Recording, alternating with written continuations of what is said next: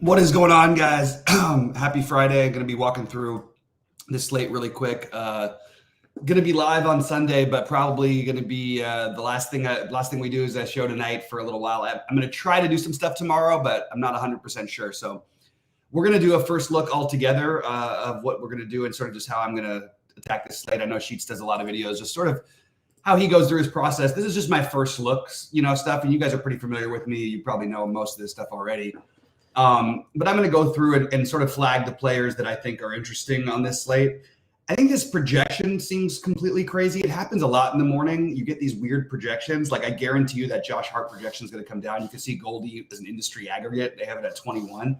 There's not even anybody questionable. So I'm kind of trying to figure it out. He has been getting a little bit more run. For right now, we'll just say projection-wise, we're going to probably keep him in the pool. Not a great matchup for anybody else. I think we can always consider a little Brunson or Barrett, but it's obviously a really, really tough matchup. You do have the cheap Grimes, but as we learned, sometimes doing stuff early can be a real problem when you've got so much stuff later on. So I'm gonna have to revisit this one a little bit later, but right now we'll leave Josh Hart with a little flag next to him. Knicks, another solid defensive team that doesn't play at a particularly fast pace. Nobody stands out on its face. This is probably the healthiest the Magic have been at the moment. If Isaac and Harris are out, it might open up some more minutes for Anthony Black, who finally showed a little bit of a ceiling. Personally, I'm probably going to be off of this game for the most part. I might revisit the Hart, DiVincenzo, quickly stuff for cheap stuff, but not a great game environment. Just probably not for me. So it looks like we're going to have Nick Claxton back again. These projections in the morning, you're going to have to give them a few minutes to round out because as of right now, you're looking at Day'Ron Sharpe looking like a great play, which I'm not even saying that he's not like an okay play, but Claxton's going to be back. We also saw some of the minutes go to Watford before, but if these guys were out, that'd be one thing. It is such a premium matchup that maybe you can consider these guys. It just seems a little bit like the wrong thing to do with the first games of the slate. But because the matchup is so good, I'm going to have Thomas, Dinwiddie, and Bridges all on my list. The problem I have is I think that the best answer is simply Bridges. He's probably the one I feel the most comfortable with. Thomas certainly has the upside, and Dinwiddie is probably just a little bit too cheap for the matchup. But right now, I think I would probably make Bridges my favorite. I think you could even include Cam Johnson and DSJ in some of your stuff. But I think that you're definitely going to want some exposure to this Brooklyn team, especially if you're multi-entering. And right now, for me, Bridges is the top guy. Moving over to Washington, it's a good matchup for them as well. I am not going to prioritize Daniel Gafford, but I actually think that he's a better play than maybe he's getting treated with. I think 6K is completely reasonable. Look, we could play the Jordan Poole, Kyle Kuzma thing. It's been a while since we've seen a real game from Kuzma. I am kind of open to the idea, excuse me, just closed my screen. I'm kind of open to the idea of using a little bit of Kuzma here. They've had some tough matchups lately. I'm not going to make him a priority by any means, but I do think that he is a guy I might be revisiting later on in the day. As Kuzma, Avdia, or Poole, I think are all interesting enough in this matchup to take some shots. Poole makes me sick to watch him play, but you just hope for the upside game and they don't play 100 guys. The problem is they are playing 100 guys, and I don't really know why, to be honest with you. Anyway, separate conversation, I guess. De'Aaron Fox, Sabonis in literally a nut style matchup with low ownership. I think I can talk myself into that. You see the early projection because the lack of value is loving Harrison Barnes.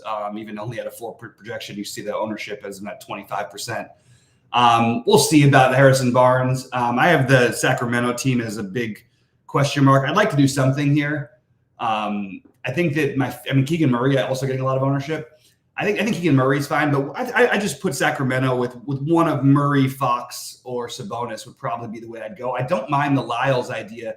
You have a team that plays 2 bigs, and it's going to be Sabonis, Lyles, but Lyles could get low 20 minutes potentially tonight. So he's something to consider for maybe for some value later on if we really need it.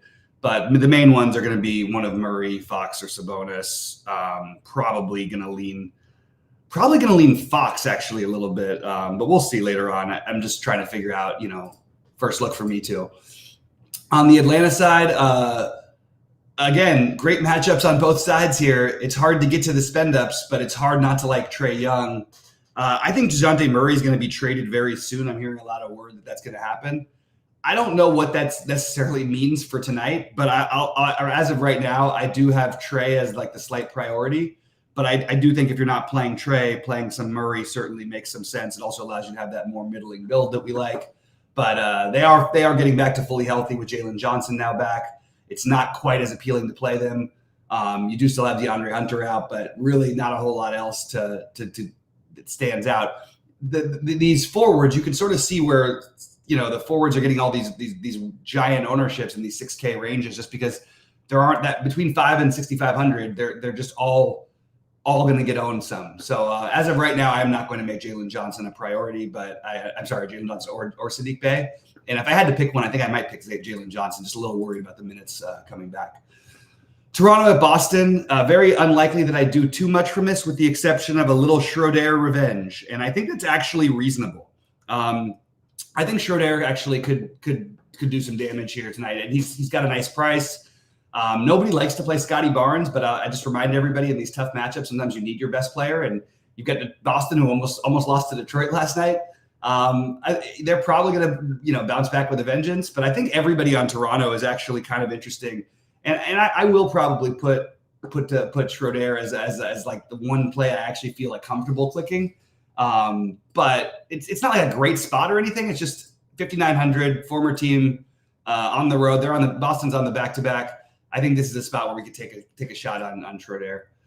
All right, on the Boston side, we have all the questionables. You'd think that it was going to be one of Tatum or Brown last night. You'd think that Brown will be back and Tatum will be out. So we can't do anything else with Boston without putting a giant question mark next to them, because we are probably going to end up wanting some exposure here if we lose Jason Tatum, Jaylen Brown being the most natural one, but you also have Porzingis on a back-to-back. That could open up some more stuff.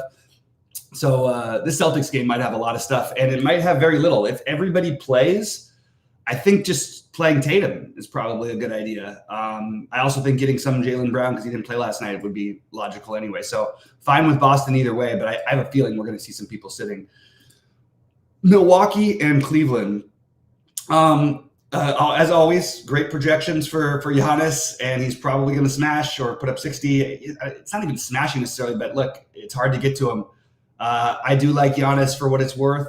Middleton has been really, really good coming back. A little bit expensive, but again, you see all those guys in the 6K range is what everyone's trying to do today.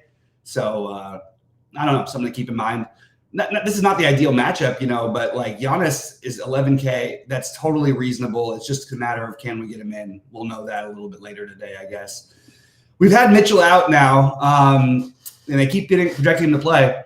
If he's out again, you guys know the rule. Like you know the drill. We're back to Craig Porter.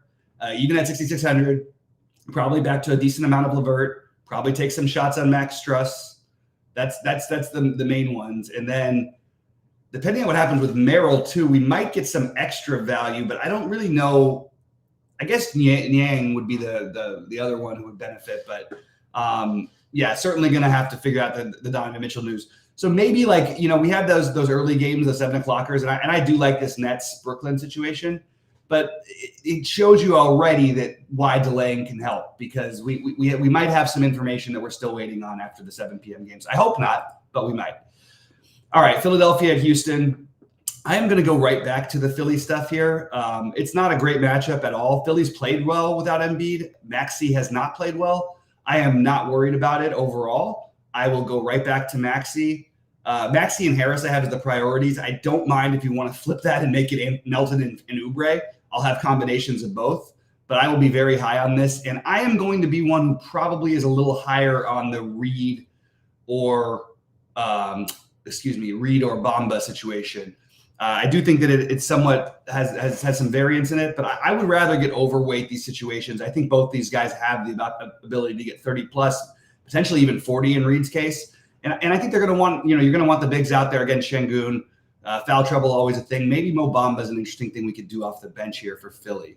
Other than that, okay, so on the other side, that's partly what I like about this Philly today is if you can play 3 or 4 of them, you have some nice run backs. I like Van Vliet at this price. I like Şengün actually, and he's going to be unowned because of the way things are going to break out. I think the idea would be that you play one of those guys. Right now, Van Vliet makes more sense because of position eligibility, price, etc. but I would have no problem jumping over to Şengün later today. If Tari Eason is out, I'm assuming he's going to play, by the way. If he's out, we can do some other stuff. And Amen Thompson is starting to get some run here to where I'm probably going to end up a little higher than the field on him, at least until we find other value. So I like Amen Thompson here as a potential spend down, especially, I mean, we have Eason questionable, so that's going to make him look like a better play if he's out. But the problem is you also get Cam Whitmore in there, who's another really talented rookie. So it might be one of these days we'll get Eason out and we'll have somebody else out. We already have Jabari out. So we'll get that's where the stuff's coming from. But Eason's probably going to play today, and he's probably a really good play. So I like this whole game. I think that Philadelphia, Houston, and also it allows us to delay and we can adjust. Philadelphia, Houston, unfortunately with Houston, they're slow and they play defense and all that stuff. But I do think that it's a good enough environment and the good enough prices on the Houston guys with no Jabari Smith and obviously Philadelphia with no Joel Embiid. So that's probably a game you want to be targeting right there. Charlotte. So tonight we have Cody Martin doubtful. If they raised his price and made him doubtful at the same time. Hayward out, obviously Williams still out. So is obviously LaMelo. So Brandon Miller seems like a very logical guy. It is a back-to-back. It's a little concerning to me. I'm still going to put him in my first look as one of my guys. But I don't feel like incredible about it. And I'm kind of curious what to do with this other stuff. If we take away the Martin projection, McGowan's probably the biggest beneficiary, but it could end up being like Nick Smith Jr., Ish Smith. So I'm not really sure what else to do yet. I'd like to see some projections rerun without Cody Martin before I make my final decisions. Quick reminder, guys, please do click the like button. We appreciate all you guys who tune in every day, and we want to keep doing these videos for free, so please click that like button when you get the chance.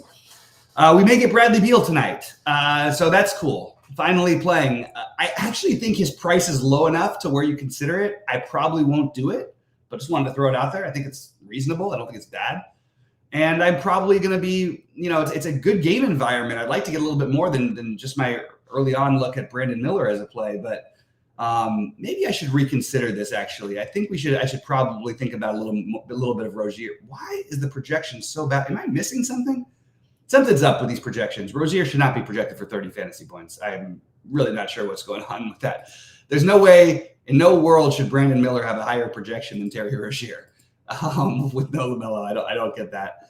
So we'll figure that one out later today as well.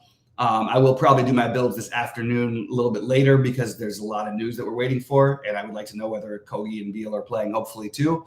But that is stuff we probably won't get till later. Then we have the final, the final games are only at 6 tonight, 9 Eastern. That's nice. It doesn't mean we don't have to stay doing this till 10:30 Eastern like we have been having to do lately. Early in the day, because I'm expecting value to open up, I just like to have guys like Cason Wallace as potentially, somebody to use. It is weird because it's really just betting on the fact that they're starting to give him more minutes. And one of he or Isaiah Joe is fine. I don't think this is not going to end up being a priority by any means for me. Neither will Lou Dort, but I think they're both interesting. I'm just going to plug it for right now because it is a later game and we are going to have some value open up. So I will click on that button. On the Denver side, Peyton Watson was great last night. I'm happy to go right back to him tonight. I assume they'll start again. Holiday was good off the bench. I'm not going to get into that. I'd rather take a shot with Strother or Braun if I had to do anything, and I'm not going to do that either. They did raise the price on Porter, but probably not enough on Jamal Murray. On the back-to-back, it is a little tougher, but OKC plays fast. It should be a very competitive game. This is a very big game. So I'm okay with getting to Murray especially, but I would have no problem going right back to Jokic too. The problem is how do we get him in? And I guess it's guys like Peyton Watson. It's guys like maybe we consider Cason Wallace, or you know what I mean? We don't necessarily need to play those guys. We just need them as placeholders until we get the better value that we hope does arrive. Anyway, guys, that's a quick first look for you. Hope everybody has a great day. Don't forget to like and subscribe and all that nonsense. I will have my content out a little bit later. As you guys know, I've only been posting my content into the Discord channel. I'm not doing it on the site for the end of the year because I've just been sort of scattered and all over the place. But I'm still getting everything out every day. Every player swap I was on top of last night and updating everybody in the Discord. Hopefully you guys find it valuable. I think it's incredibly important to be on top of that stuff if you're going to try and play basketball. Anyway, let's finish the season strong. Good luck, everybody, tonight. and let's get it.